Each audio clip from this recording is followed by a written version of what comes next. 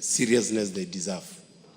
As we are speaking right now, Honorable Speaker, I have demonstrations in Embu town because of matters of insecurity, shops being broken into, and those are matters that, Honorable Speaker, they touch in this House, and I believe that as the senior counsel has mentioned, we need conclusive reports on matters to do with our colleague. And not only that, Honorable Speaker, I believe there are so many pending matters that are touching with the confidence that people have with our police forces. Honorable Speaker, we are yet to get reports on what happened to many of the Gen Zs during the Mandamanos. We are yet to get a report, Honorable Speaker, on various issues of abductions that have been reported of even some young people in this country. And Honorable Speaker, I sit here and I believe this House should be seen as a House that allows investigations to go conclusively. And I believe your guidance is very clear, Honorable Speaker, that we have to get to the bottom of this. If Honorable Koimbori, and I believe I have not been able to visit him, but I have seen the press conferences that have happened there. I've seen the hand being pointed to even the police force. Honorable Speaker, I believe also it's important for IPOA, because this is a matter of extrajudicial matter, to actually come in. Because when it is said that Koimbori had an issue and police say they were looking for him, it also points some finger in the matter to do with whether it is the police that was conducting this. And now the IG has spoken. It is important also to get an independent body to give a report on this so that this House can be well guided when it comes to those matters. But today is the National Prayers Day. Honorable Speaker, I believe it is not fair and it is not right for my good friends, minority leader and majority leader, to incriminate the name of the former deputy president just like that. It is right for them to bring evidence and say that he was involved in this, and let's be fair and actually call it like it is. We are taking too much time to debate and talk about the former deputy president when we have very serious matters to discuss in this House. We have matters to do with our debt issues. We have matters to do with finance bill. We have Mira issue that is being now being brought by the deputy majority leader. Mr. Speaker, Mr. Speaker, I wanted to seek your guidance, because, Mr. Speaker, I know Honorable Mukunji is a first-time member of Parliament. I know he's learning the ropes. Mr. Speaker, what we discussed yesterday, what we discussed yesterday is he's a first-time member of Parliament, unless he was in another parliament than this one, unless he was in South Sudan Parliament. The fact of the matter is he's a first-time member of Parliament and a third-time member of Parliament. That's a fact on record. Yeah, and he has only served 2 years, like GACHAGUA. Mr. Speaker, but my point of order is this. Mr. Speaker. Mr. Speaker, yesterday what we discussed was a special motion under Standing Order 33. Mr. Speaker, the standing orders that we use here gives every member an opportunity to bring a motion to discuss any matter of national importance. And with the approval of the Speaker, and if you get the requisite number of 20 members to support your request, then you get an opportunity to move your motion. So we should not use up here the derogatory statement that we are wasting our time yesterday here discussing a matter of national importance like post-election violence. Someone who's calling people to take up arms, to kill themselves, displace people, cause destruction. You are calling something useless, unless you support that kind of thing, that you want people to die. Okay. Shame on you. Mukunji, wind up. Honorable Speaker, I believe that it is very easy for the minority leader to bring the matters of me being a first member of parliament. But they need to understand that I learn very quickly.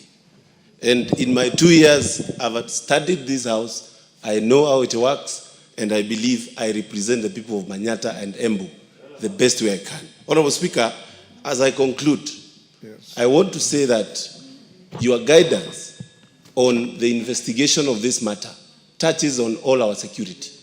We have had complaints from various members on how their security is being handled. Honorable Speaker, we have lost a member of parliament. We know how and what it takes, how costly it is, Honorable Speaker, to even go back to a by-election.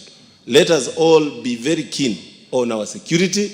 And Honorable Speaker, I seek your guidance to ensure IPOA also gives a report on this matter. Merely thank you. The last one. Thank you, Mr. Speaker. Mr. Speaker, I want to, before I start, I just want to tell Honorable Mukunji that... Order, Mukunji, you finished your contribution. Listen yes, to others. and you need to listen because I'm actually, before I say man, I just wanted to tell him that even though he's saying he's learned, one of the things that he has not yet learned effectively is how to be in opposition. When I have given my contribution, see me on the side. You are doing very poorly in that regard, and I'm very willing to give you free tutorials or being in the opposition. Mr. Speaker, as a human rights defender, I have been against the issue of abductions, and I've raised it before the floor of this House and elsewhere.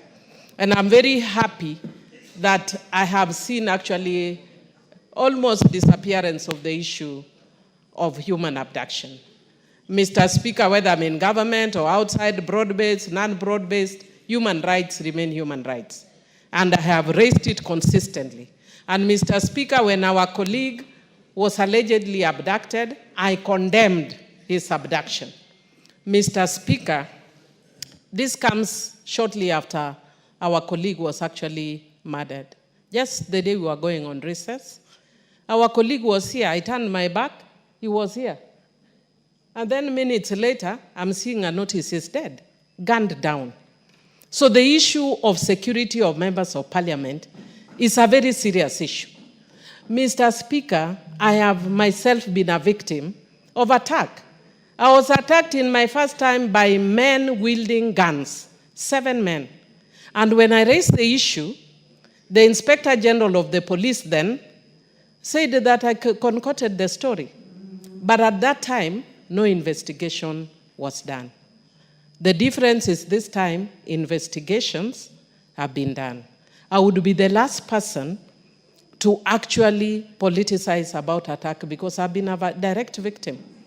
But Mr. Speaker, it is on that note that it would be very, very unfortunate that an honorable member would make me waste time sympathizing and standing with him if at all he has actually faked his own abduction.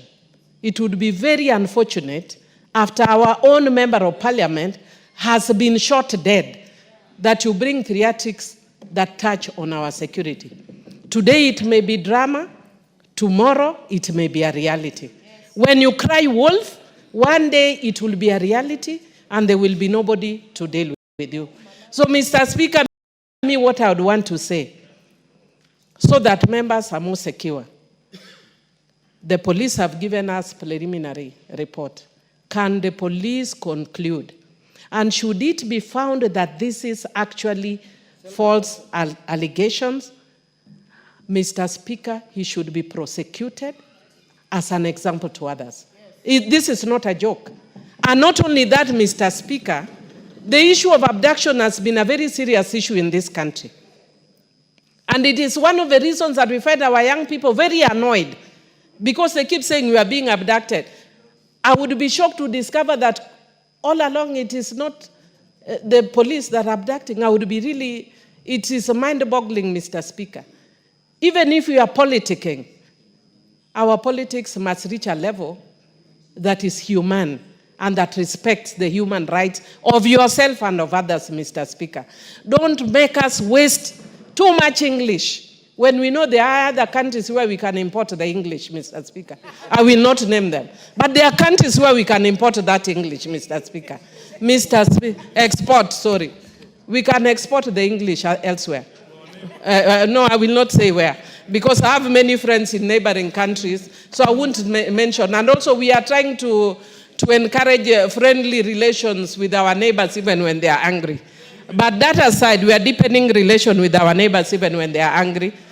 But Mr. Speaker, I would want to encourage that this matter be taken up seriously, not just as a matter of with the Committee of Privileges, but the Inspector General, if this is actually a lie, this member must be prosecuted. Thank you. Thank you, Honorable Tongoyo. When do you bring the